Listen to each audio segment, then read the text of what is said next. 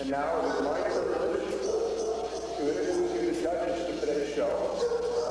We have from France, Professor Raymond Chippé, known throughout the world for his work with the Dogue de Bordeaux, author of the saga, the Dogue de Bordeaux. Raymond Chippé.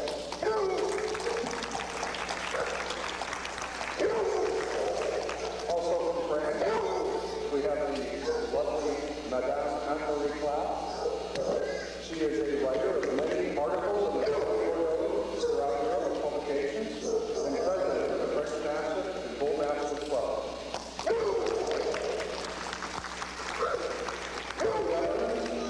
We have Vass Bosch, who is also a journalist, has a publishing company, many articles for dogs throughout the European market.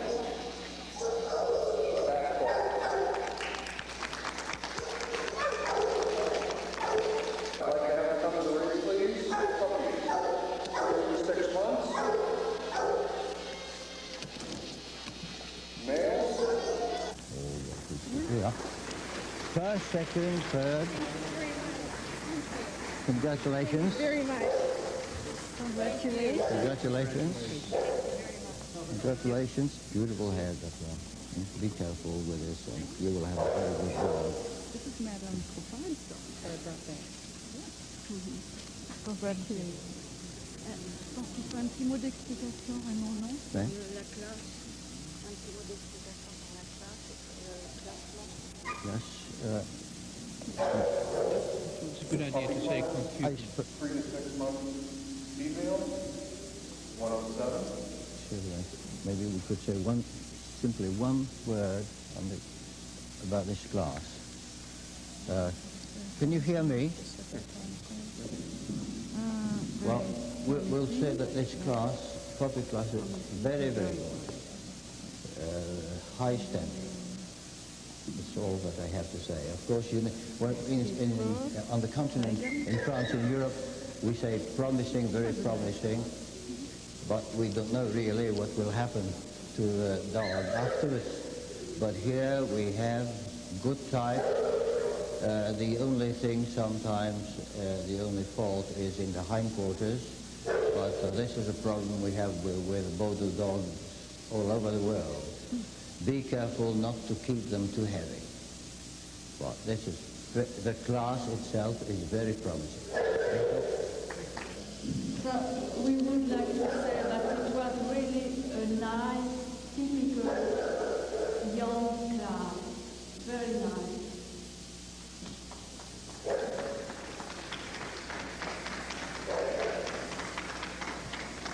Yes, maybe one word on what we call the expression. Personally, I like the Dogue de Bordeaux to have a sour mug, you see.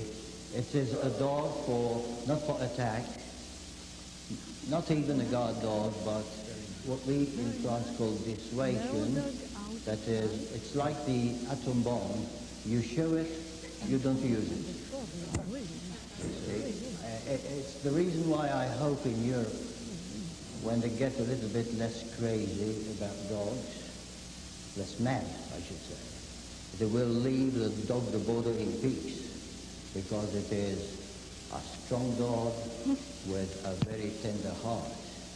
But I like the sour mug, and so the burglar, when he sees that, he says, well, I prefer to rob next door. And I think the first one here and the second one have this sour mug. Thank you. These three young dogs are very typical dogs.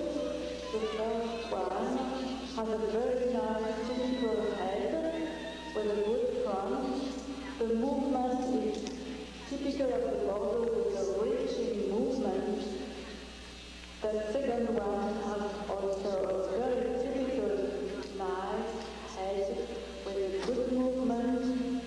And the third dog is at the moment not completely, which is absolutely normal, with the cheeks and the skull, but still also very typical of the breed.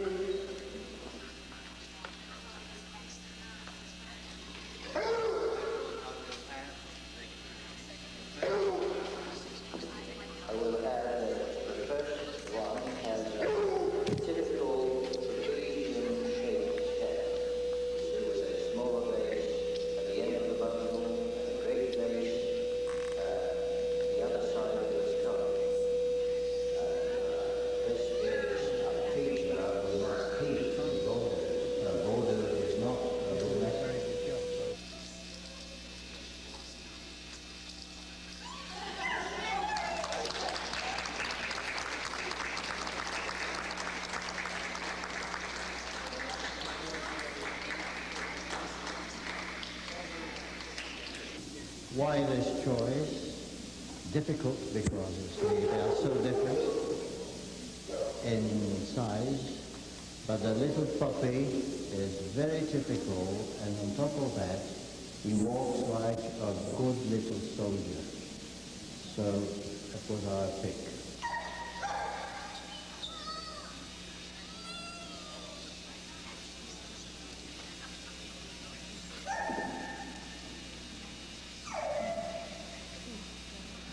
I think you could clap your hand more bigger. This is a very interesting class for my talk of this afternoon, because you have one very good Bordeaux type, which is the first one. The second one is the Toulouse type. Toulouse is city in the south of France where they bred Dogue de Bordeaux with a different type, as you can see here. Very strong hair, the muzzle is longer, broad, the stock is not deep, and the jaws are very strong, but with overlapping upper lip. Very interesting for you to see. We should keep this type. It's not to be put in front of the others, but we should keep because of the bone. They have good bone, and the females are very often very good mothers with plenty of milk.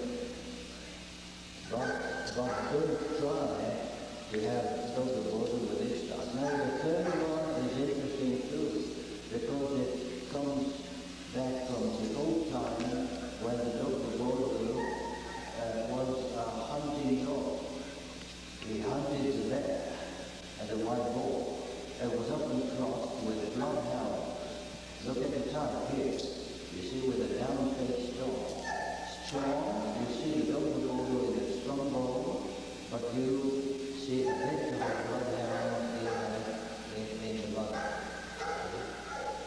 So in three dogs you have three types, which is very rare to see nowadays in dogs.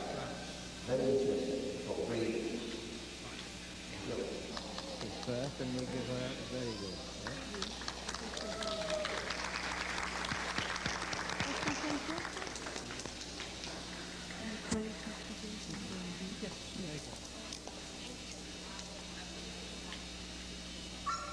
As you noticed, we put her first. Well,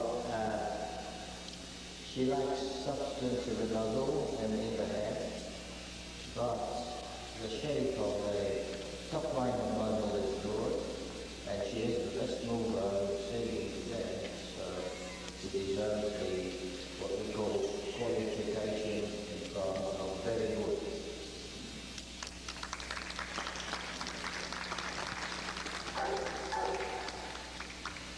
Okay, so the best is the middle. And it's not fair because you with the strong people. Women sometimes didn't have the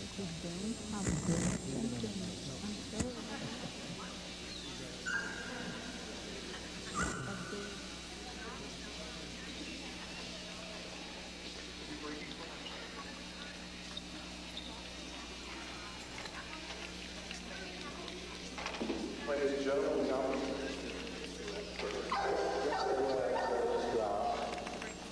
I would say, as usual, ladies have no chance. I see that here in America, males go first.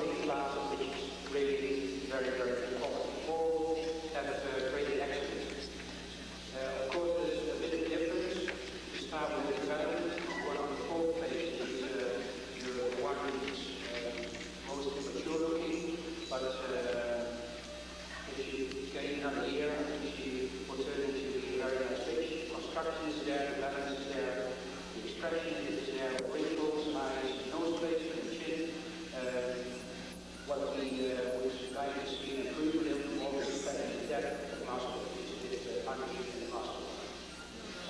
On the third place, let's start with the criticism that she is rather small, but otherwise she is a highly typical feminine bitch. It all fits together, she's beautifully balanced, she has a typical movement and a lovely expression. On the second place, getting a high quality bitch, more size, also a bit more length of body. You very expect number 3 has a bit better balance, but as you see yourself, number 2 has a very impressive headpiece, but still feminine, a lovely stop, nose and eye placement, lovely chin mark, strong bone, plenty of weight and typical front. And she does very well. On the third place, the bitch which impresses us most, front and ribs is very difficult to meet her. It's very impressive at that time. She has a lovely expression, soft wrinkles and eyes. Also a nice chin mark. She's hypocritical, she gives you a bit less too. Both very impressive, typical mover, although we think she would make even a better job in that respect, she would not show that rich condition, but that's something we can work on. Okay, so we're very, very nice about the congratulations. Wow. Thank you.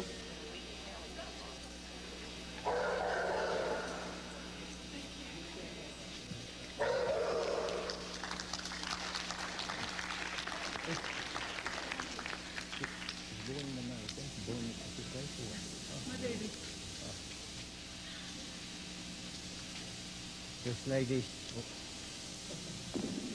says he is my baby, big baby, but he is purely American, born here, so I give my congratulations, because this is a very typical Dogue de Bordeaux. If we want to find fault, we say he is maybe a little bit too much Bordeaux because of the wrinkles. And I showed this lady that one wrinkle is not typical. You see, we have a breed with plenty of wrinkles, but not too deep, and also we don't have normally that wrinkle coming from the corner of the eye. Scientific people speak of canthus, or the angle of the eye, to the mouth. This is typical in some breeds like the Italian Neapolitan Mastiff, not in the Bordeaux. But as a whole, this is a beautiful dog, a wonderful chest, and a very good mover. So again, congratulations.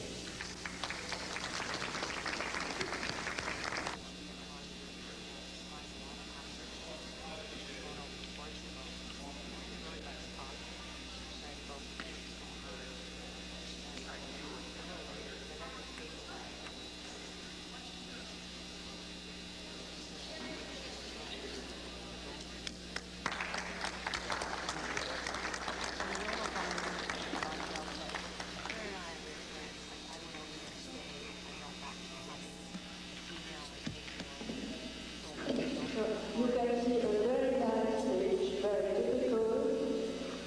If we want to give a criticism, the style is a little bit flat, but she is very difficult, nice head, feminine, good front, and she moves very well.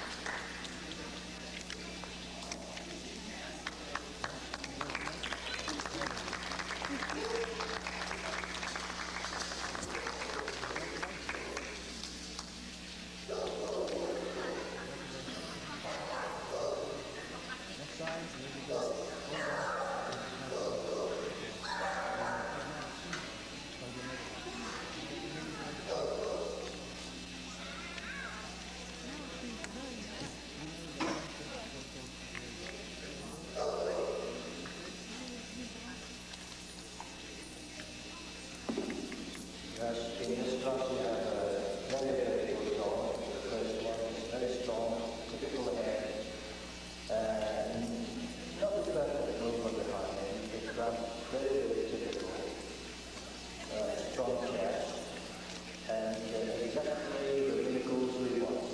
Not too much as the one we saw in the previous class. It's a good example of what a Dogue de Bordeaux should be. The second is younger, but good type of hair. The third is also young, already developed probably, but it's still a good dog. And the third has a problem at the level of the stock and growth under the skin, which is falling his kidney state. Thank you.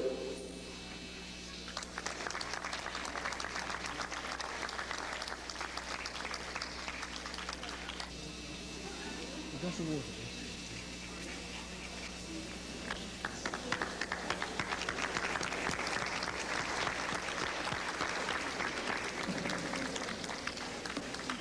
So the first is very difficult with the head, also with the conference, but only she needs to be trained for the race. Because it's really a nice fish with a nice head. She could be in a better condition with her head, but she is not. The second fish is young, still young. She needs to develop. She could have a wider, more powerful head and body and more strength, but she is very calm.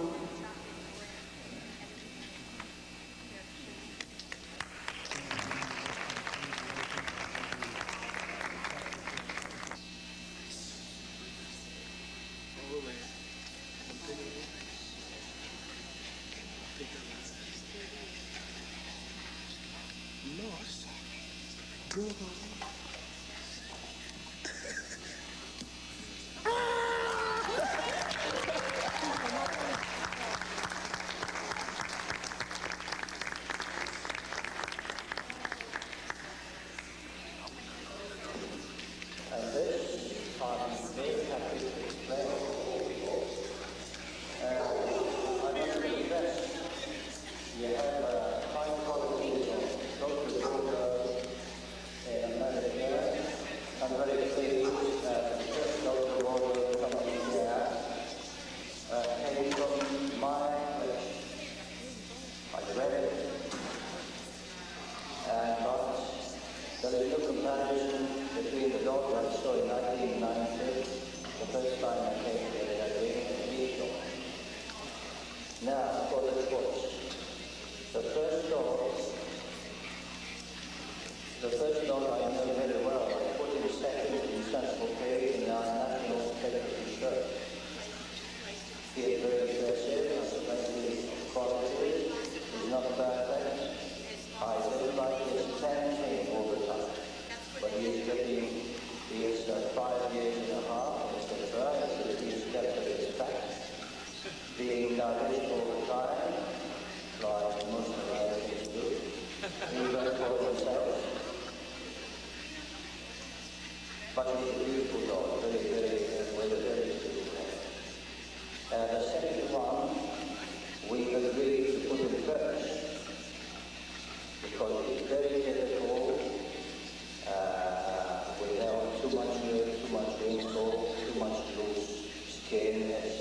Very good condition, but one eye we don't like. We are no vets, but when personally as a president of the French club, which is a Canter Valley, when I go to Dogue de Bordeaux, I don't see one dog. I consider the breed. I know that the champion, first champion here, will find plenty of go things. So I prefer to take no risk, and that's why I put him second. Now the other two are very good. The number 3 has a beautiful head. We had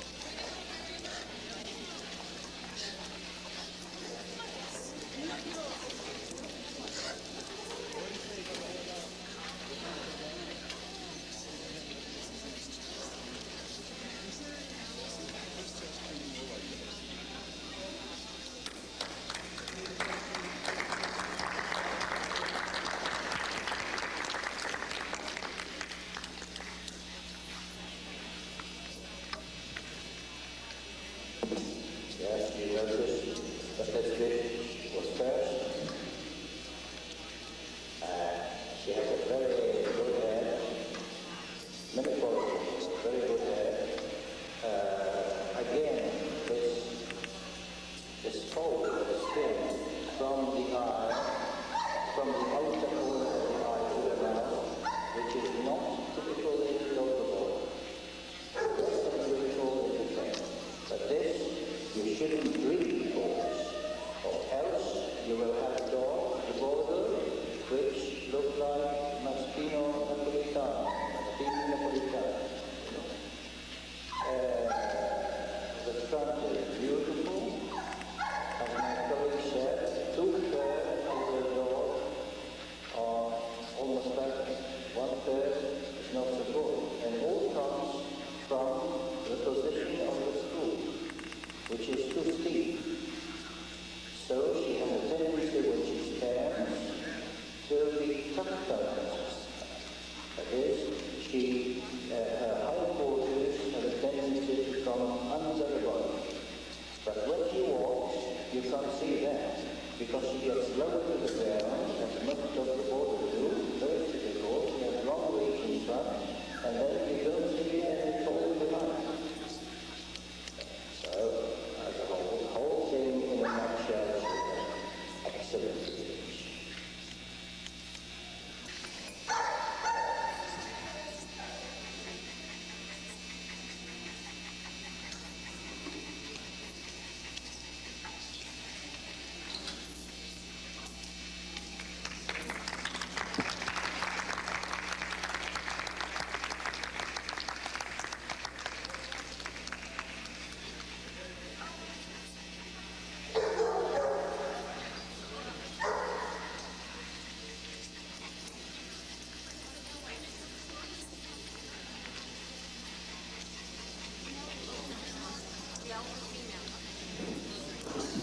That's another good class.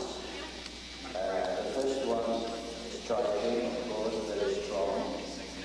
Could have a better head, because it's not exactly in the shape of the trapezium. And I tell you why. It's because the muscles of the cheeks are not enough developed. And the reason is that people nowadays feed their dogs with carrots and biscuits, etc. And dogs don't chew anymore. So my advice is always to give on top of the normal feed cartilage, pieces of meat with plenty of sinewy meat, meat that gives no energy, nothing to the normal feeding of the dog, but that makes the dog chew during hours sometimes. And you will see the cheek develop it very quickly. And also, you will have much better gums and better teeth. Don't forget also, I speak of that in my book, that all the dogs belonging to this complex have beautiful teeth. Double size comparing to other people, which means that the fish is very good. But don't forget the cartilage, very tough. Now, the second will love, because he has the trapeze shape. But he is a bit light in the body behind, and also he looks like the eyes. Even if it is an accident, we can't take the responsibility for the offense. And the third one is also very good, but of course, today is not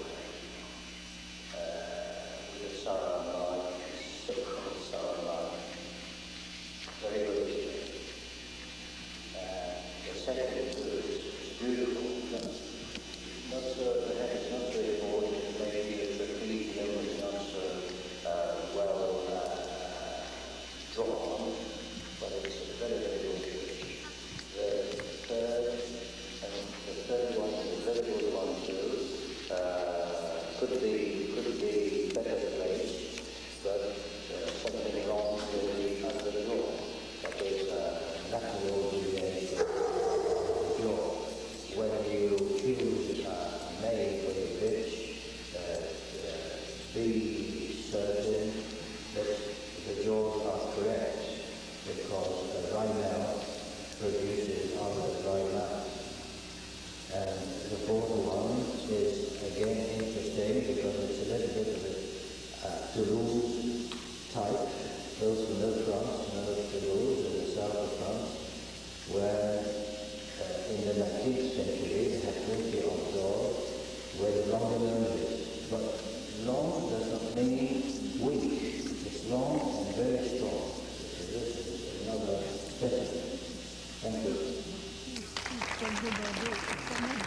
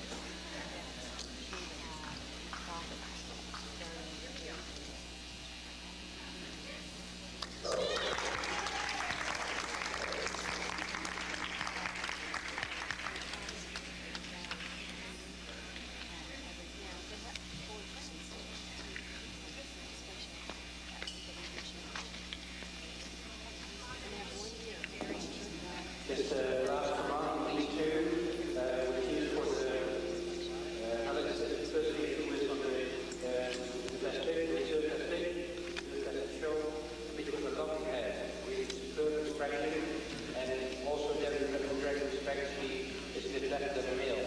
But overall, the picture which the male gave is so lean, so massive, so typical. He went for the overall picture, so the male was the best.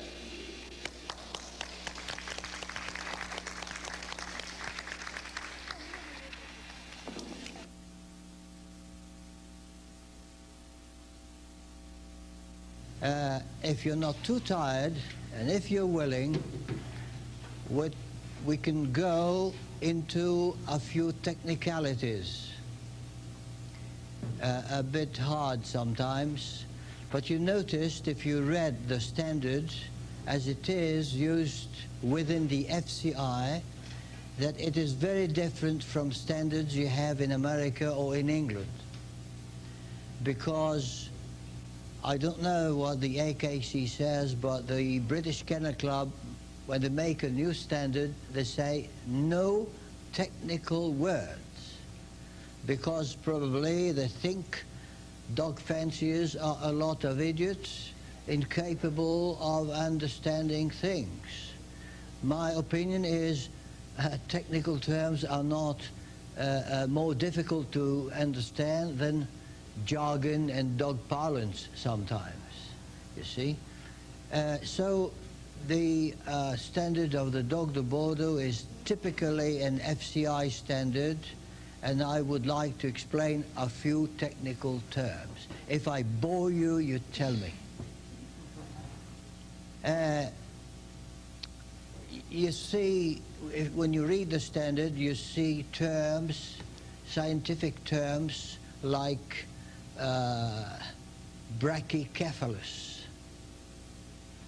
It's not difficult to understand. Brachy is Greek, means short, and cephalus comes from, it means the head. It means that the head is short. Dead easy. All these terms come from the studies of a Frenchman whose name is not known in America because he gave all his articles in French. It was in about 1914. and nobody knows. But you must, I must explain, expound, we could say, such technicalities. You see, when you judge a dog or a horse or a cow, it's the same thing. There are three features which you must never forget. The first is the outline of the dog, the silhouette. It's why we speak of top line, underline, etc. So first feature, very important, is the outline. Professor Baron, his name was Baron, B-A-R-O-N. He was a professor at the veterinary college in Paris. Alfort, really. So, he called what you call outline, he called profile. There are three possible profiles in animals. Straight. An example is the setter. The setter is a straight dog. That is, the top line is straight, and the skull and the muzzle give parallel lines. Straight dog. A straight dog has a medium thickness of the skin, and very important, the feet are in parallel planes to, well, let's say on parallel planes if you see the dog from the top. You see, you divide the dog by an axis, if you wish. Sagittal, we say, if we are a bit pompous. Sagittal means going from the head to the tail, just in the middle. The feet are parallel to that. That is, the feet are perfectly in the line, and in line with each other. You have such a position in a setter. You have such a position in a Belgian Shepherd. You cannot have such a position in a Dogue de Bordeaux, because the Dogue de Bordeaux has not a straight outline. So second sort of outline is the convex line, like this. You have that in the Whippet, say, in the Greyhound. When a dog is convex, the skin is always very thin, always. And the feet have a tendency to turn in. Follow me? And what we call the extremities, that is the end of the legs, of the feet, the muzzle, are, when we are pompous, we say acuminate, but I will translate and saying fine, tapering. Take in your hand the paw of a Whippet. You've nothing in your hand, because it is a convex dog with a very thin skin, in-towing, and very fine extremities. Okay? And now we come to our dog. It is the third possibility, which is to be concave, hollow. Our dog is concave everywhere. Concave in the head, like the boxer, too. Concave in the body. It's why you cannot have a perfect top line, a straight top line. It would be against the nature of the dog, which is concave. It's why you always have a somewhat dipping top line. You try, when you breed, you try to have it as straight as possible, but you cannot reach the straight line. It's against the nature. In a concave dog, the skin is thick You know the skin of your Dogue de Bordeaux is very thick. Ask your vet. Eh? For an injection, he must, eh? With a whippet, dead easy. Second point, he has a tendency, a concave dog has a tendency to turn his feet out. Interesting. So when you judge a Dogue de Bordeaux with the feet slightly out, it's not a fault, because it is in his nature to be like that. Simply, when it is too much is too much. You cannot breed for dogs with their feet turning out too much, but you cannot stop the feet from turning out a little bit because it is in the concave nature of the dog. The extremities turn out and the extremities are thick. Take the paw of a whippet here, take the paw of a Dogue de Bordeaux here. Here your hand is full, here you have nothing. Because the Dogue de Bordeaux, again, is concave, same with the bulldog, with the English bulldog. They are concave, they have thick extremities. So a judge must be severe with a Dogue de Bordeaux with no bone and very thin paws. He should not be severe with feet turning a little bit out. He should be very severe with feet turning in, because it is against the nature of a Dogue de Bordeaux to have feet turning in. I haven't seen feet turning in Dogue de Bordeaux for 30 years. If I see one, I shoot him.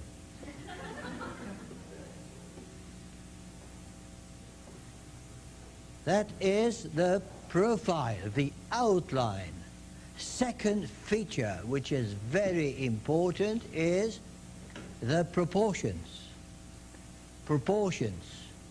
Proportions are, let's say, average. Again, the setter. They are long, the greyhound. They are short, the Dogue de Bordeaux. They are ultra hyper short, Pekingese, bulldog, English bulldog. We don't want too short noses.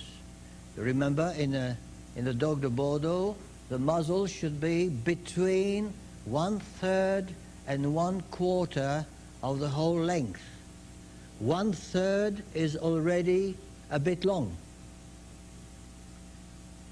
Over 1/3, long noses. A certain type we sometimes find in some countries in Europe, which is very bad. Too short, it's hypertype, and you get a bulldoggy dog that cannot breathe. And that's bad. The Dogue de Bordeaux should be able to breathe. It's why my colleague, my dear colleague, and nevertheless friend, Bass, noted today all the wide open nostrils, because this is good, because too many nostrils are pinched. And so the Dogue de Bordeaux cannot breathe in, you know. That is the proportions. And the third feature is, some people say the size, but really it's not the size. It is the conjugation of the size and the weight. We should never speak of the size without speaking of the weight. And Professor Baron says, very important, listen, he says, he calls it format, but I don't say format in English because format has different meanings. Let us say size multiplied by the weight, or with the weight together. And he says, this is the least important feature. This is something I like to say to dog fanciers, because for many judges and many club presidents, etc., so-called experts, the size is very, very important, and for 1 centimeter more or less, they discard a dog. It is a great stupidity. You see, the format, that is conjugation of size and Weight is the least important feature, and if a dog is, because a dog can be proportionally high, it can be high in centimeters. See, the dog that won today is certainly rather high, has I don't know how many centimeters at the withers, but he does not look so because he is so wide. It's a matter of proportions, you see. And a dog can be small in centimeters and be quite normal if the proportions are good. So remember, don't fix everything on the side, on 1 centimeter more or less, especially in our dogs. So then now you know how to judge a dog, and even you can judge a judge, because when you see a judge is severe in a concave dog with feet turning a little bit out, you will say this man hasn't read Baron, he hasn't read Tricky, and he is an idiot, you know. Now, let us, another thing is what we call pompously prognathic condition, which is the undershot mouth, famous undershot. I can tell you something, our dog is undershot. That is to say, people think the underjaw projects beyond the upper jaw.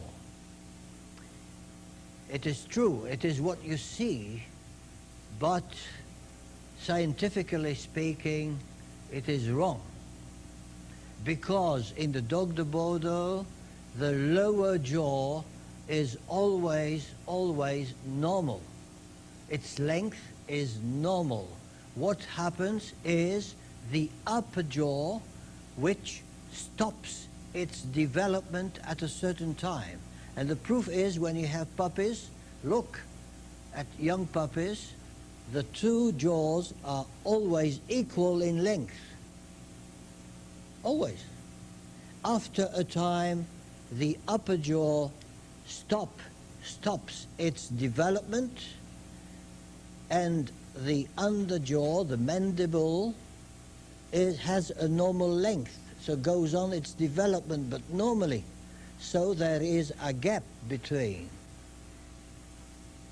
The underjaw is normal in length, but not in its outline again, because to be adapted to the upper jaw, it turns up.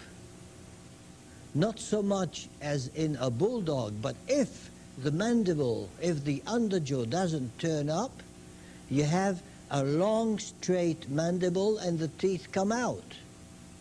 And in France, in the French standard, when the teeth are visible all the time, the dog is discarded. You see, gets no confirmation. We have a good system in France, which is the confirmation. Every dog must be shown to a judge at the age of 15 months. It is compulsory. Compulsory. Either in a show or even people come to the place where the judge lives. The judge says, this is a Dogue de Bordeaux. Very well. His pedigree, he gets his pedigree. Before that, he has no pedigree. He had a certificate, or what we call birth certificate. No pedigree. When the judge says, this is a Dogue de Bordeaux, and it is sound and cannot endanger the breed with its fault, then he gets the pedigree. If it has a kink tail, for example, if there is no underjaw, the judge says this is not a typical Dogue de Bordeaux. The birth certificate remains, but they never get the pedigree. The dog is a Dogue de Bordeaux, but without a pedigree, it is not allowed to be bred from. The system is not bad. We do that because we do that for cows and horses, and now we do that for dogs. So, speaking of this underjaw and the gap here, before me, as a judge and as a president of club, in the years 1920, they said that the gap could be 2 centimeters and even more, which is stupid. I reduced that, and nowadays, as soon as the under incisors are in front of the upper incisors, it's sufficient, provided there is no contact. There should be no contact, you see, but 1 millimeter, 2 millimeters is enough. I saw several today who, dogs which formerly would have been refused in France because the undershot condition was not sufficient. Now it is sufficient, because I thought it was idiotic to refuse a dog because it had a good jaw after all. You see? Because we must confess that this undershot condition is not normal. It's normal in our dog, but it's not normal in life. You see no wild animals with such jaws. Probably it was done by men at a certain time, because the legend was that a dog with a prognatic condition with underjaw could bite better and remain. You see, could catch and last long, but it's probably not true, because as soon as the 14th century, a hunter in France, great hunter, a count in the south of France, he knew dogs because he had 1,700 dogs. He had 200 horses. He made war all the time. And in between, he hunted, you see. And already in that time, he said the eland, that is the ancestor of our dog. The eland, he says, can hold his grip much better, much longer than the best greyhounds, which is true, you know. And in that time, we don't know if the dogs were undershot. We have never found one skeleton of that time, but we have many pictures. Maybe they were, nobody knows, but he described his dogs and he never spoke of this undershot mouth, so we don't know for sure. You see, the Dogue de Bordeaux went through centuries up to us, and it, you know, it has its name. Oh, it had its name of de Bordeaux only in 1863. 1863, the first show in Paris.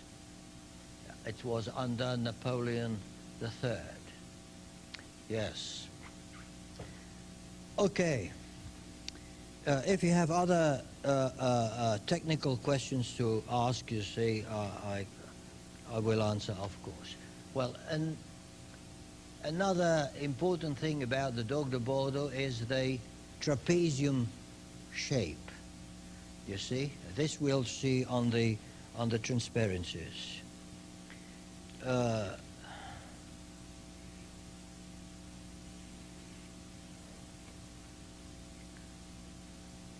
Good. Just a word on the different types. Because the Dogue de Bordeaux is the oldest French breed, you cannot imagine that a breed remains pure. There is no, you see, people say, oh, my dog is purebred. Stories, you know. They were mixed all the time. In the time I'm speaking of, 14th century, they mixed up with sorts of bloodhounds they had, because the Dogue de Bordeaux hunted the bear. There were plenty of bears in France. hunted the bear and the wild boar. And so they mixed them up. And sometimes, even nowadays, you see this type, which we call St. Hubertus type, because it means the bloodhound type. Long face, down-faced, long lips, you see, and a narrow skull. But it's rare. What we have, what they had in the 19th century, was the Toulouse type, which is the one this morning I showed you. Toulouse type. In Toulouse there were plenty of Dogue de Bordeaux, and they were used for fighting among each other, but mostly against bears in circuses and against bulls. When I wrote my book, I was very lucky, but there is a God for searchers, you know. The guide, there is a God who guides your hand. And I found in Bordeaux archives of the 18th century, accounts. A chap in a circus who had to pay the dog, not de Bordeaux, they were called Dogue, D-O-G-U-E. He bought, and bulls, and he bought the dogs by the dozen, and he bought the bulls by 6 for the fights. He had fights every Saturday in Bordeaux. 2 circuses had fights like this. But most of the time, the bears were muzzled, and the Dogue de Bordeaux were protected by leather, big leather collars. You see, they were sometimes maimed, but very rarely killed. Anyway, it existed. And when you see the accounts, you're surprised, because they didn't buy their Dogue de Bordeaux from France.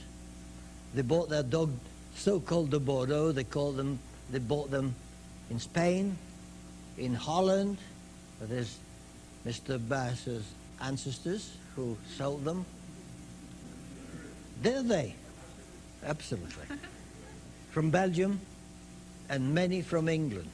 You know, so mixture of bulldogs, mastiffs, etc. They all came to Bordeaux, and they were called de Bordeaux when they were in Bordeaux.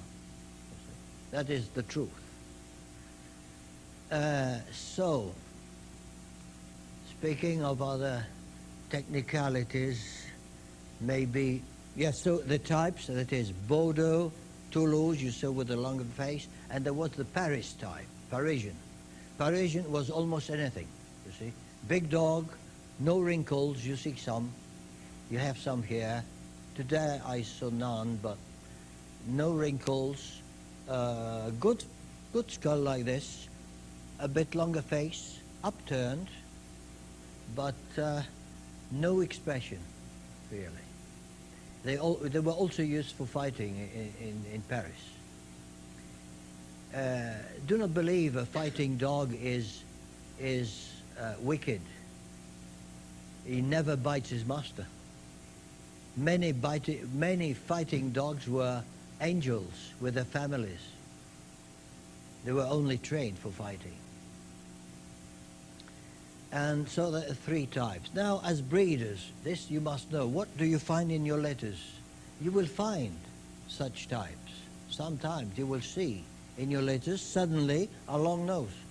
No stop. That's Toulouse coming. Sometimes you will find long face, down face, long ears. That's the St. Hubert, St. Hubertus. Don't be astonished. It's a message sent by our ancestors. The Bordeaux is Bordeaux because of Professor Künstler. Professor Künstler he is the father. They call me the father of the Dogue de Bordeaux. I'm not the father of the Dogue de Bordeaux. I am the rescuer after the war, because he was dead, almost dead. There were 5 Dogue de Bordeaux, 5 puppies a year. And I took the breed in hand with what energy I can have, and it lived, it outlived. But the man who fixed the type, the Bordeaux type, is Professor Künstler. He was a professor of anatomy in Bordeaux, and he was he was director of the Museum of Natural History in Bordeaux. It's why you will see on the transparencies there is a collection of Dogue de Bordeaux in the Museum of Bordeaux.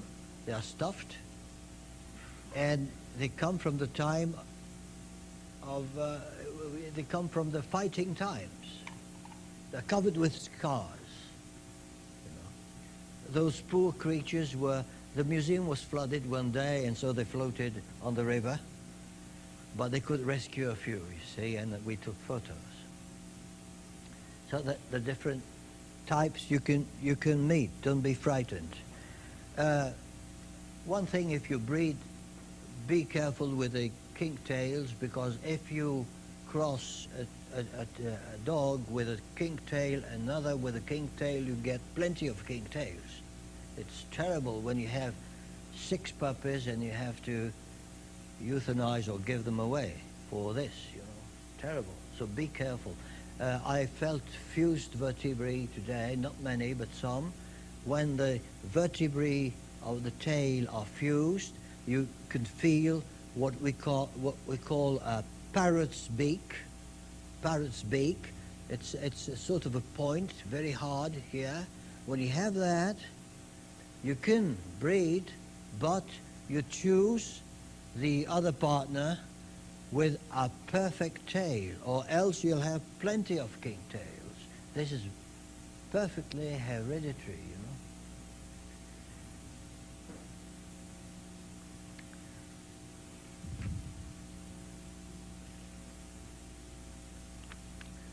So, last thing I must tell you is technical things is about the mask. You see, the color of the coat is dead easy because it's always what we call fawn. Fawn, scientifically speaking, is yellow. We never say yellow in French because yellow is an adjective the French don't like. Yes, you have such things. The English don't like the adjective brown. I don't know why, but they don't. They say chocolate, they say liver, they very seldom say brown. We don't like yellow. Yes, a yellow color is okay, but yellow also means, in French, yellow worker is a chap who refuses to strike when all his friends are going on strike. He's a sort of a traitor. You call him a blackleg. Well, in English, in British English, in a way, they say blackleg. Do you say blackleg? No, not in America. Yeah, a yellow what? Stab. Yeah, see? Yellow also. In England, he has a black leg. He has no black legs, but it's like that. So we never, the Germans say their boxers are yellow. We would never dream of saying that a boxer is yellow. He is fawn. But fawn, when we say fawn in French, is different to your fawn. Your fawn is seen paler. Fawn to us is, scientifically speaking, the yellow color it's from yellow to red, including red. From yellow to mahogany. All that is fawn. So what is the color of the Dogue de Bordeaux? It's fawn. One color. That easy. No brindle. If you see brindle, it's because somebody confused somewhere a Dogue de Bordeaux and a bull mastiff. You know? Now the mask. Formerly, if you read the older standards, you will see that the mask was black or red. But this was a scientific error. People called red when the nose was either brown or without any mask. And then the hair was fawn, and what was red was the skin. So I changed all this, and I created the 3 masks, because the 2 masks plus a third one, which is an absence of mask. Black mask, brown mask, absence of mask. In an absence of mask, it's very rare. Why? Because our ancestors killed them. They didn't want them, which was idiotic, because I don't see why a dog should be worse because it has no mask. The brown mask is sometimes hardly visible. So, if you want to know, look at the nose. A black masked dog, not only the Dogue de Bordeaux, I'm speaking for every dog in the world. A black masked dog has a black nose. A brown masked dog has a brown nose. A dog with no mask can have almost any nose, including pink to dark to black, you see. So with our Dogue de Bordeaux, that easy. Black mask, black nose. Brown mask, brown nose. No mask, it can be black, but it's very rare. It can be even pink. It can be reddish. Most of the time, it's reddish. It's why they call them red mask. Good. So maybe now we could have a look at a few transparencies. Okay. Here, now we can go quickly because now you know as much as I do, because since this morning you've heard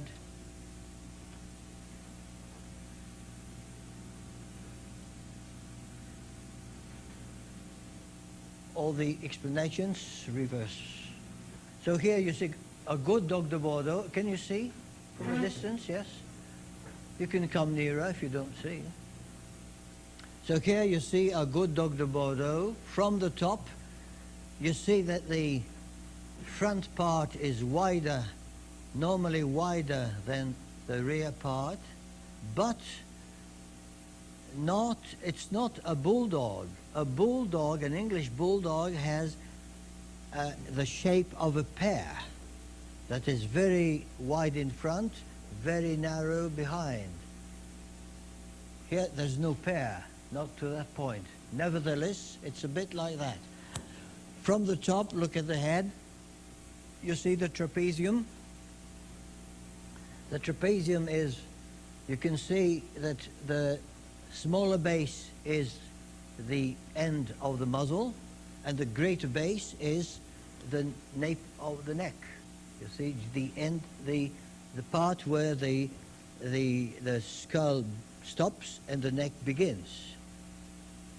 Now here, seen from the side, you see what I said a few minutes ago. It's a concave dog. You cannot have a perfect straight top line, back if you wish. People say back, but it's a wrong word, you see, because normally back, it's only composed of the dorsal vertebrae, and people call back the whole top line. It's why we prefer to say top line. You see I have nothing to show. Okay, you see here you have the normal angulations. A Dogue de Bordeaux is normally more angulated behind than a bull mastiff. You see, what is correct in the bull mastiff is already a bit straight in our Dogue de Bordeaux. I must say that most bull mastiffs have better rear hands than Dogue de Bordeaux, but today I was surprised at the quality of your rear hands. I'm speaking of dogs only.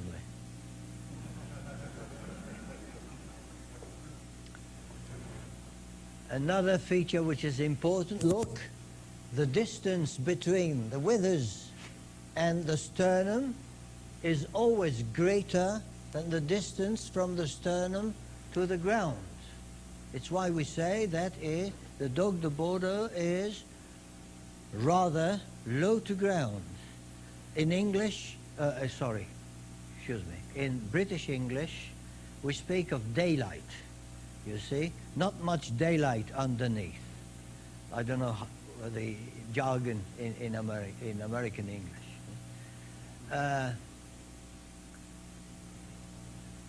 Well, this is a bad sketch, but this is very, very important. Now here, you see the tail, which should not be on the side, but along the axis of the body.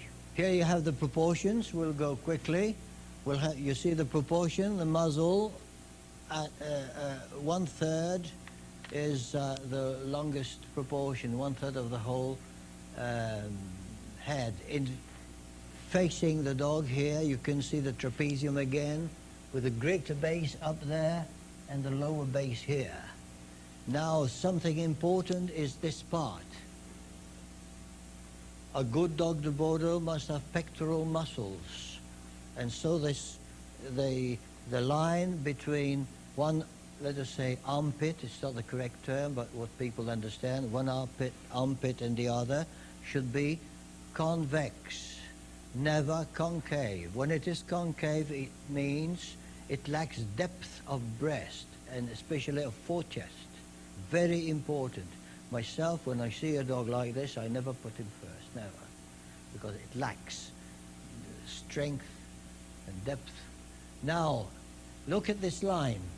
You see, from the point of shoulder to the point of buttock, many people think it is a horizontal line. Wrong. Look, in every dog it is slightly oblique, slightly slanting. But some writers make this line horizontal. You know how? By taking the rear hand, like in the American Cocker Spaniel. When they show the American Cocker Spaniel, poor animal, they put him on the table, they take the hindquarters and like this, so it's camped behind, and then they have a perfect top line, you know, and everything is horizontal, but this is against the nature, no doubt about it. You see here the girth. It's a well-ribbed cage, you know, good ribs, rounded. Yes, different heads. Of course, you see on top, very good head. I would like now to speak of something which is very, very important, is the shape of the lips seen in front. You see, in a bulldog, in an English bulldog, when you see an English bulldog in front, the lips draw a U. Inversed, of course, a U. In a Mastino Napolitano, the lips form a V with an acute angle, V, like this. In the Dogue de Bordeaux, their lips draw a V, but it's not pointed. The angle is wider. Can you notice that? It's why this Dogue de Bordeaux on the right there, which is very impressive, is wonderful, except a fault in the form of his lips. You see, it's too much of a U. This is a Dogue de Bordeaux which is marvelous, except it is a little bit bulldoggy. It's hypertype, what we call hypertype, too much type. And hypertype is almost as bad as the lack of type for breeding. Don't breed with hypertypes. Don't make monsters, please. So this is the correct shape of the lips. And when you have that, you always have some chin. The chin is visible, you see. The chin is not visible in the Mastino Napolitano with the acute angle and long pendulous lips. But in our dog, the chin must be visible, well pronounced. The others, of course, You see the angle, the stop is very pronounced. Also something which is important, these lines which converge in front. This is the skull of my dog, the best dog I ever had. His name was Orok, and he lived at home. He was not an easy client and not an easy customer, believe me, because I had sold him to a very rich man who didn't care a fig, you see, and he used to throw meat from his balcony to the dog like a lion. And one day the dog almost ate up his wife, so she wanted to divorce. He came back to me and he sold me because I was an idiot. He sold the dog I had sold, and I had to pay double price. But I did it because I knew he was a champion. And he became champion of France, international champion, the best I've ever had. So when he died, I kept the skull and I gave it to the Museum of Bordeaux, where it should be now. I tried to find it. I went there, and they opened plenty of crates and never found it. Marvelous. Anyway, you see here a few things which are very interesting for breeders. You see the high forehead. You see the Dogue de Bordeaux has a high forehead, intellectual forehead. The occiput, it's not visible as in a hound, of course, but you can always feel it in your fingers. And you see the undershot condition. Now, if you wish, if you're interested, it's a bit difficult. I can ask you a question. I will ask you a question. How do you know a dog is undershot? Well, you will say, that easy. You look at the incisors. Yeah? The lower incisors are in front of the upper incisors. Yes, but this is only one thing. Another thing you should know. Because when you have puppies and they are not undershot, and you wonder if they are going to be undershot one day. This is interesting, isn't it, for breeders? I tell you how. You have a look at the canine teeth. You see? These ones. Normally, as you see, and it is visible in a little puppy from the age of, say, 7 weeks, 8 weeks, sure, the under lower incisors pass in front, not only, but the canine changed their position. Because what is the position of the lower canines? The lower, in a pointer, for example, in a German Shepherd, pardon? Behind. They are behind. They are not. They are in front. That is very good answer, because it is wrong, and so everybody will understand. You see. No, it's good, you know.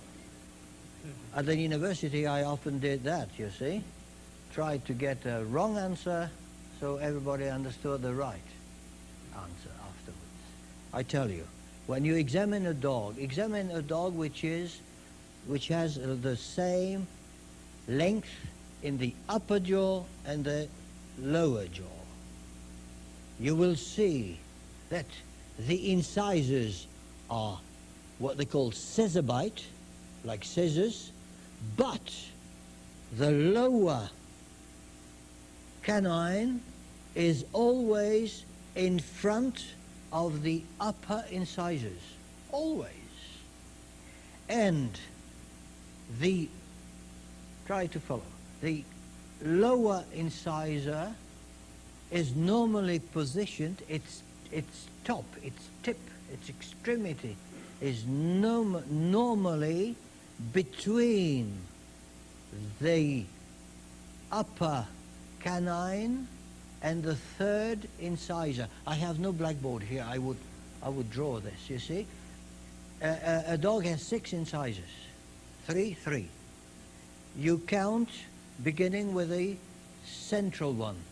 So incisor 1, incisor 2 is intermediate, and incisor 3 is the biggest of the 3. It is always near the upper canine. The upper, we call it the corner. You know that? In English, you call the central incisor the pincer, then you have the intermediate, and then you have the corner. This corner is always near the upper canine. Well, in a normal dog with equal jaws, the lower canine is placed between the corner and the canine, and the upper canine. You follow me? So when the dog is going to be undershot, you see that the lower canine is going ahead, you know, is advancing, is no more placed between the corner and the canine, you see. And there is a third possibility.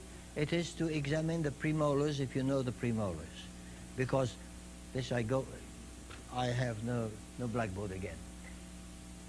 A dog has 4 premolars, you see, and normally in a dog with equal jaws, the 4th premolar of the lower jaw is located between the 4th and the 3rd premolar of the upper jaw. You count 1, 2, 3, 4. You count on top 1, 2, 3, 4. You see that the 4th is normally placed between the 3rd and the 4th of the upper jaw. If you have such a dog, your dog is orthognathous, to be scientific, which means it has a scissors bite. In your Dogue de Bordeaux, when you sell a Dogue de Bordeaux at the age of 6 months, and it is not yet undershot, and you say to the client, you say, oh, never mind, it will.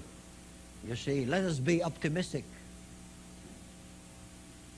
To be optimistic, have a look at the premolars. If you see, at the age of 6 months, if you see the 4th premolar placed between the 4th and the 3rd, you've had it. It will remain as it is.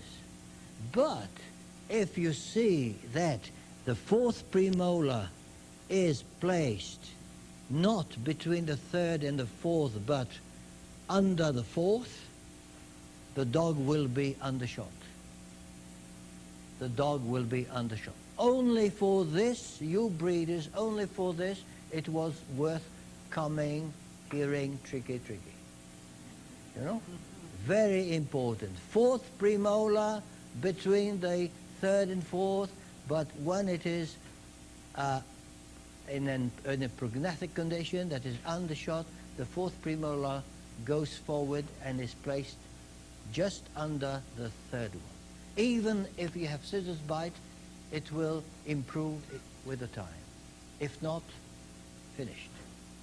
In shows, when people say, "You think it could become undershot?" I have a look at the premolars and I say, because I don't want to be pessimistic, I say, if you go to church every morning, maybe. Well, you see, that's the outline of the head. Good heads, less good here, but still not bad. This is bad, you see, because no stop, and the nose, and here you see the muzzle is falling when you compare to the skull. You see, skull, the line of the axis of the skull and the top line of the muzzle are parallel. That's not good. Okay? This goes towards the Toulouse type we saw. Here you see the famous pectoral muscles. Here you see that it is hollow. It's not good. It's hollow here. There the ribs are what we call barrel-shaped, too round. That's not good.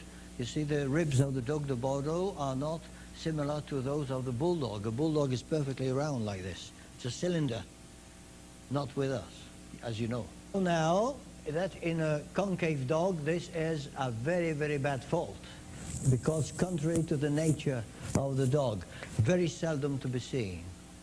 This is rather often seen, is bad, but this is splay feet. That's not good at all, you see. Even if it is in the nature of the Dogue de Bordeaux to have feet turning out, too much is too much. We must not make monsters. You sometimes find this sort of pastern, you see, and splay feet, but formerly we had plenty. Nowadays, today, for example, I saw none. Very good, feet, normally. Yes? Well, similar things. Go on, no, you go on. Hindquarters, that is the normal angulation, as you can see.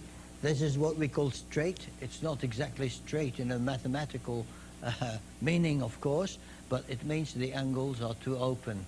On top, you have dogs we still see nowadays with straight hindquarters, and of course when the hindquarters are straight, we say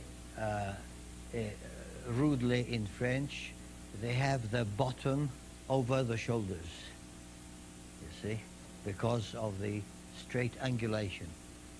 Here, this is perfect, of course. This is a bit close.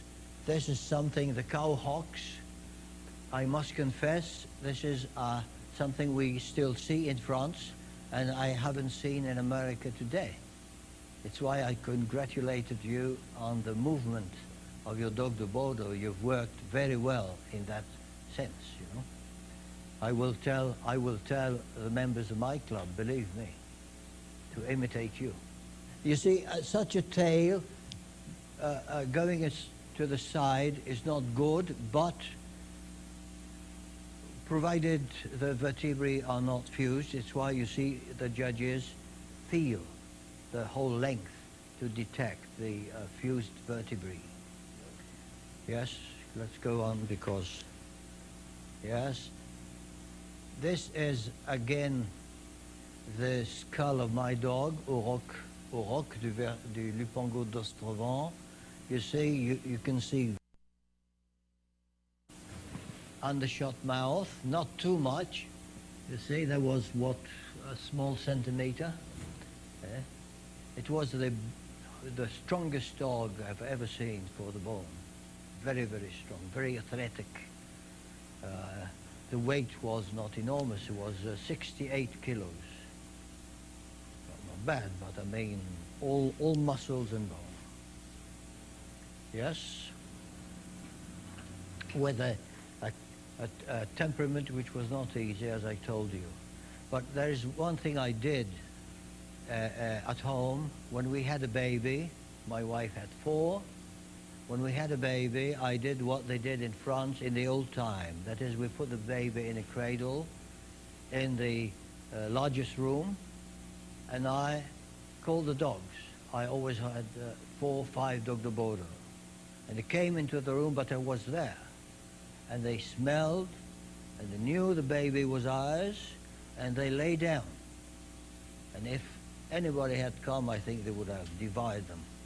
You know, it was contact, the first contact at once with the baby. Then, no problem. I never had any problem with my dogs and children. But don't do that if you're not masters at home. If you're not masters of your dogs, you never know. Don't take a chance, you see? Yeah? Because there are people, I sometimes say, some people who buy Dogue de Bordeaux should have bought goldfish. Here we are in the Natural Museum of Bordeaux, and you have 2 very interesting types. On top, you see one of the last warriors of the time. Very well-known dog. You will see him in the saga du Dogue de Bordeaux. He is a Toulouse type, but a very good Toulouse type, which means All this is perfectly Bordeaux. The skull and the top line of the muzzle are not parallel, as you can see. They converge, but the muzzle is too long if we want the Bordeaux type. It's too long, but very, very strong, and as you see, very deep. It had a fantastic strength in its jaws. Great fighter. Here is a bitch, a Bordeaux type. That is Professor Künstler's dogs, the one who fixed the Dogue de Bordeaux for the rest of centuries, I hope. You see, with the converging, and look at this, upturned nose, concave dog, you see? Good depth of muzzle here. You can measure, it is 1/3, a little bit less. I did it myself. Look at the depth of chest. The body is long, but it does not mean much because she was floating on the river too, you see, and it changed the structure of the thing. Yeah? You know. As you see, she is concave with a fault nowadays which consists of having the bottom higher than the withers. You see, she was a fighting dog too. They were used in fights in that time. Yes? Yes. This is a dog probably you know. He was in Spain. No, this is item. He was in France. He came from Spain and he lived in France at the Coiffeurs. He's still living. You see the head, very expressive, beautiful color, mahogany, good expressive head, marvelous top, marvelous. You see the shape of, you see the V I spoke of, because we don't like those long pendulous lips, you see, not too much. And the Dogue de Bordeaux, when the Dogue de Bordeaux bites, it should never do like some Mastini, that is, bite through his lips, because the lips should, he should be able to lift up his lips before biting.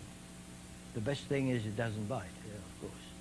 You see the forechest, very, very wide forechest, and here convex, because he had the famous pectorals.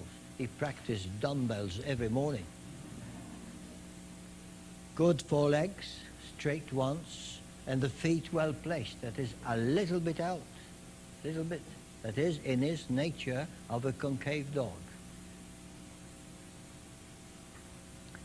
That's his head. No, this is another dog. This is Pardo. This is Sanchez Pardo's dog. I put him first many times in international shows. I keep this photo for the placement of the ears, because many Dogue de Bordeaux have bad ears. Today I've seen plenty of bad ears, but it's quite normal, it's like that. I have seen some good ears. You should try to have such an ear. You see, with the front part of the ear close to the cheek, and not floating like butterfly wings. Okay? Yes, this is again in Spain at Sanchez Place. But the photo is not very good. He seems to have a very, very short nose, which is not the case. But look at the depth of chest. Of course, the top line a bit diving, a bit too much. Plenty of bone. But I've seen many of your dogs with plenty of bone today. That's good. Yes? That's another dog. Good head, good front. This is not any too good. You see, too straight. It's why I wanted to show you. It's not perfect. It's a very good dog, but also a bit, with a croup, a bit slanting. High, but slanting. Yes?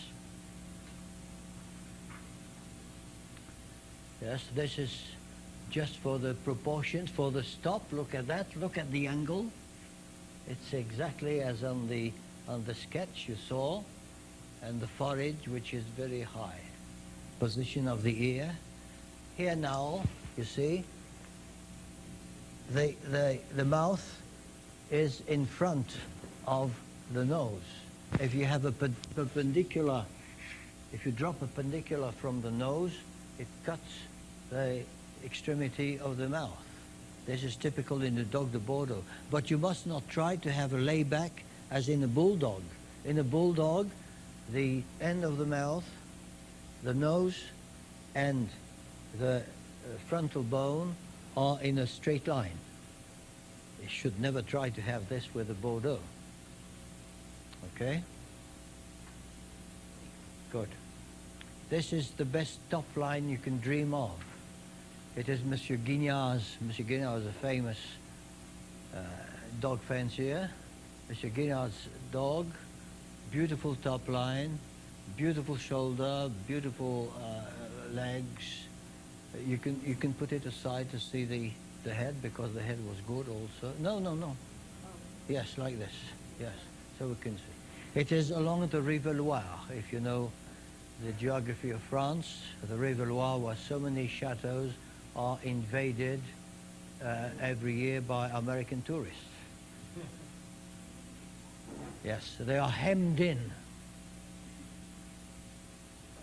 Good.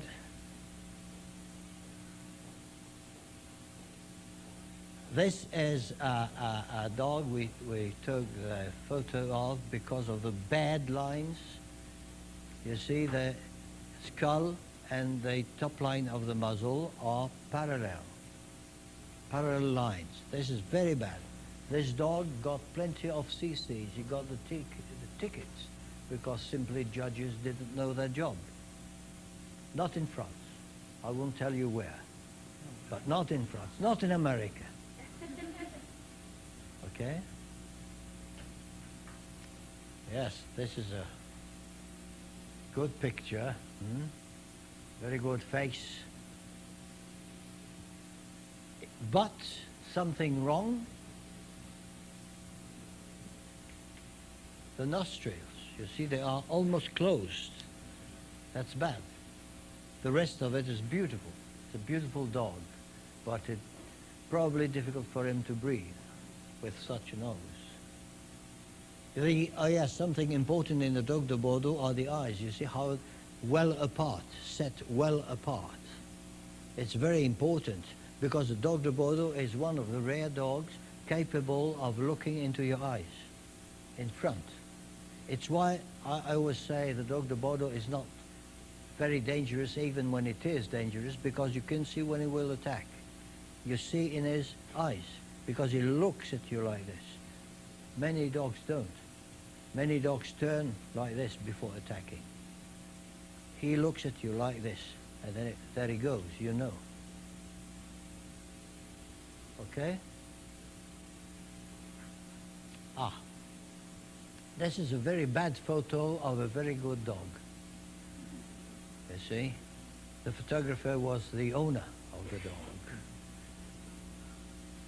The head is absolutely enormous. The lips seem to, you see, make an angle here which is a bit too acute. You see? But it was due to a bad placing of the dog. Yes? Zien? Good. Thank you. Well, I must end now because it's already 10:10. But I will answer a question which you didn't ask, but you are going to ask me. So I prefer to give the answer before. That is, who is the first Dogue de Bordeaux in America? The one you can give the title of Pilgrim Father. Who? Well, people say it's me who brought the first. You see, people say me, the boast. I brought the first Dogue de Bordeaux. I tell you, the first Dogue de Bordeaux in America was probably. I said probably because I am honest.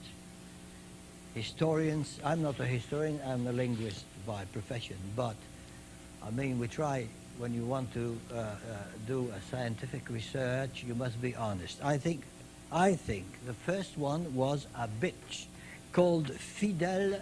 Fidel means loyal. Fidel de Finlo.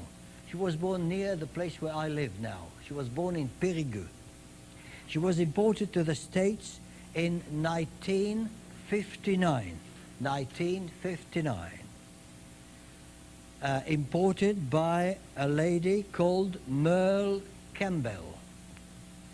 She was born on July the 18th, 1956, by champion, a great French champion in Bordeaux called Dogue de Bordeaux. And in the United States, she became a Mastiff. And I tell you why. When she came here, the Americans had never seen a Dogue de Bordeaux. They didn't know what it was. And they called it a French Mastiff, and then they forgot the adjective French, and it became a Mastiff.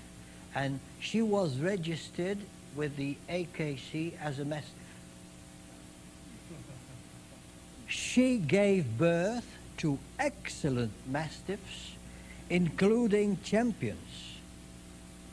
Including champions. And the funny thing about it, after the war, the English, the British, had no more Mastiff, just 3 or 4.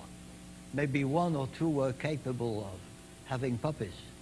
So they bought Mastiffs in America. And they bought a daughter of this Dogue de Bordeaux, baptized Mastiff, who became champions. And these, the offspring, became champions in Britain. We can say that now, if you consider the British blood, the blood of Dogue de Bordeaux is everywhere. Not to be seen, but it's there, because of Fidel de Finlo. The second Dogue de Bordeaux important, I think, came from my place. Yes, he was born at home. His name was Rugby de la Maison des Arbres. That was my affix, La Maison des Arbres. I sold it. It was born on the 27th of October 1968. It's why I am an old man, you see? Which I sold to Captain Philip Todd, Detroit, Michigan. He was an army doctor, captain, and then he became colonel, if not general, you see. It's good to buy a Dogue de Bordeaux. It gives you energy. Yes, and Todd bought other dogs. I found Todd in one of the first specialty shows in France. It was in Bordeaux in '82 with a female, you see. And then he disappears. I don't know where he is. I think he went to Vietnam, etc. And then no news. But he's still living. He's still living. But where, if you found him, you say hello for me, because he was a nice chap. I liked him very much.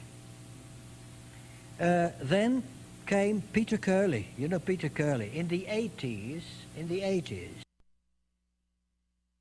every other week, he knew every breeder in France. He knew everybody. He bought everything. Brought to America. In 1989 came Turner and Hooch, and the dogs were sold by Pete Curley. At least 1 or 2, because Turner and Hooch, in the film there is only 1 Dogue de Bordeaux, but really they filmed with 2 or 3. The United States Dogue de Bordeaux Club was founded, as you know, on June '86 in Flemington, New Jersey. That's right. Then in '89 came the Bordeaux Club of America.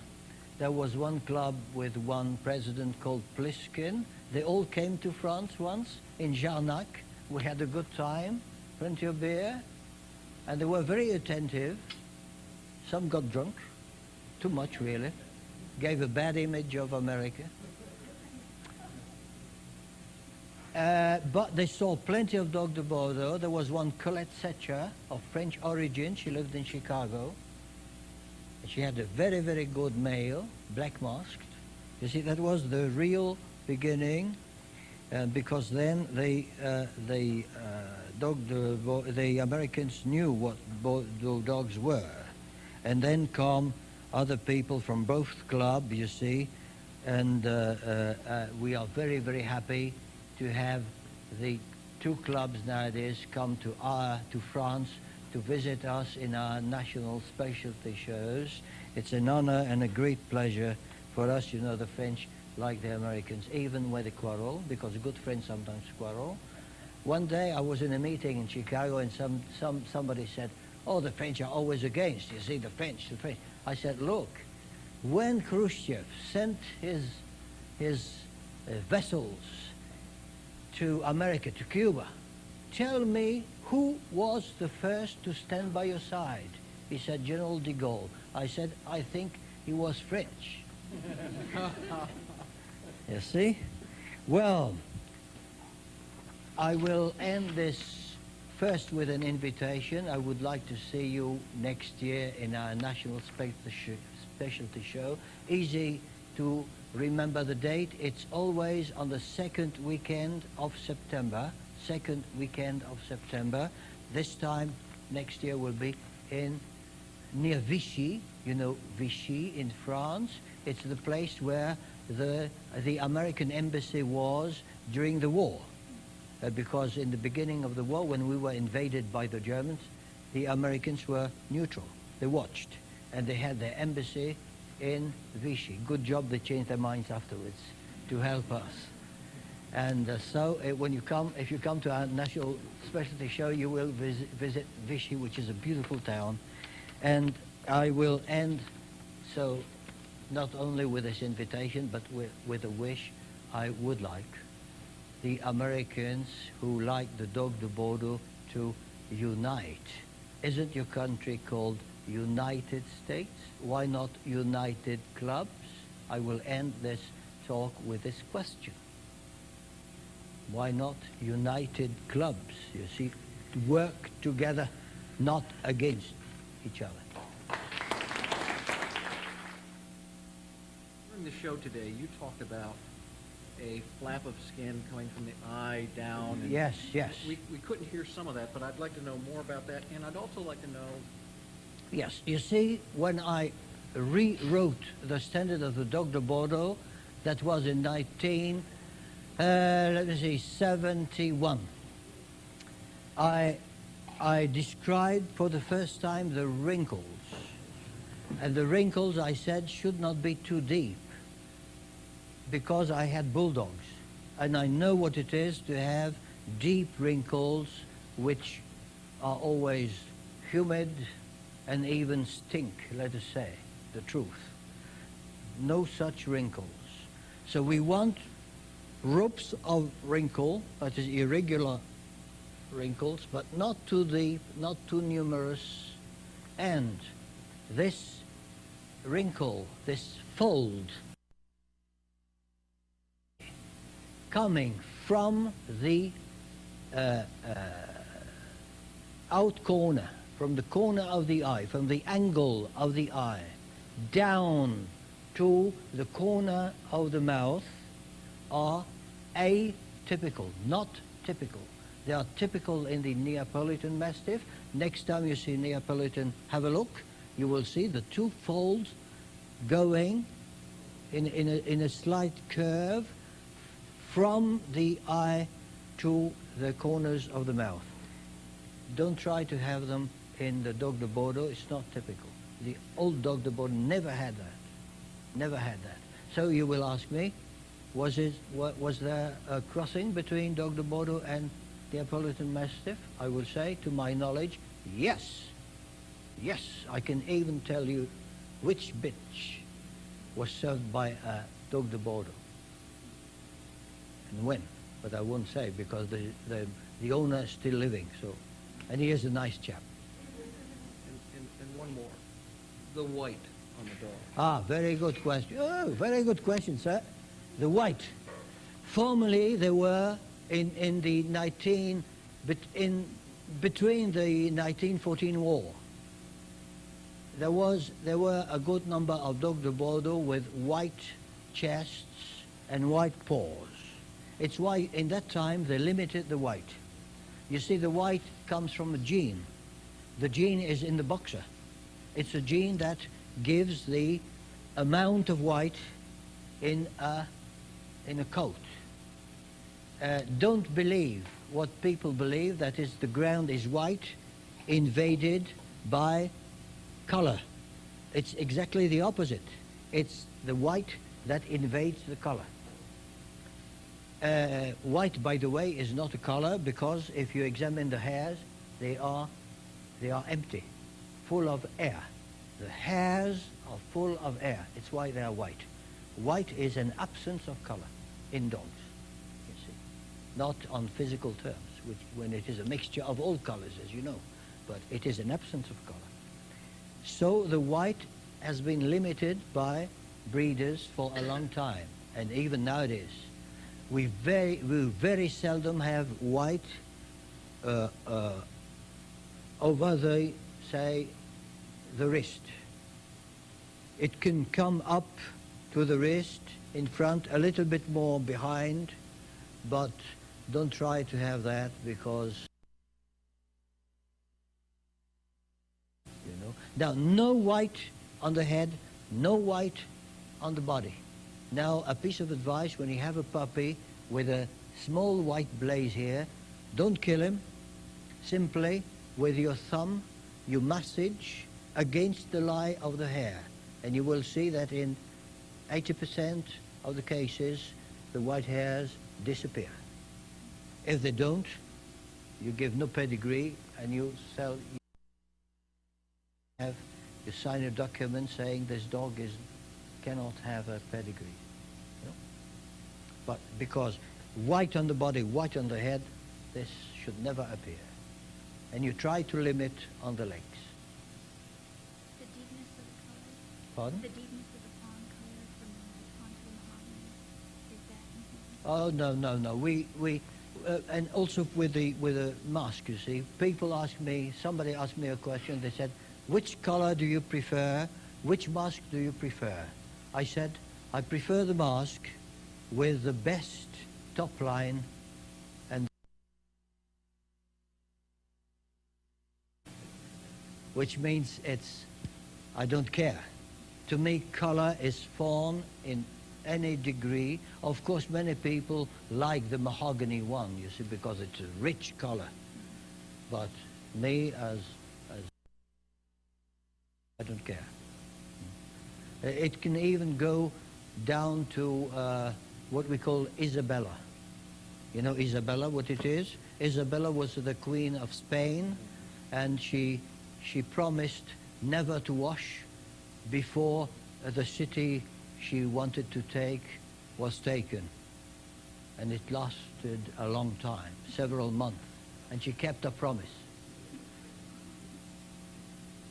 So, no, Isabella dogs don't stink, no. Or the color of the shimmies, we said in that time, of Isabella, that is, let us say, the color of sand on the beach, you know. But it's never as in the bull mastiff, never. It's always, I used to teach the judges, I said, it's coffee with the color of coffee with plenty of milk, but you still find the coffee behind. You see, the fawn is always there. Good. Any other question?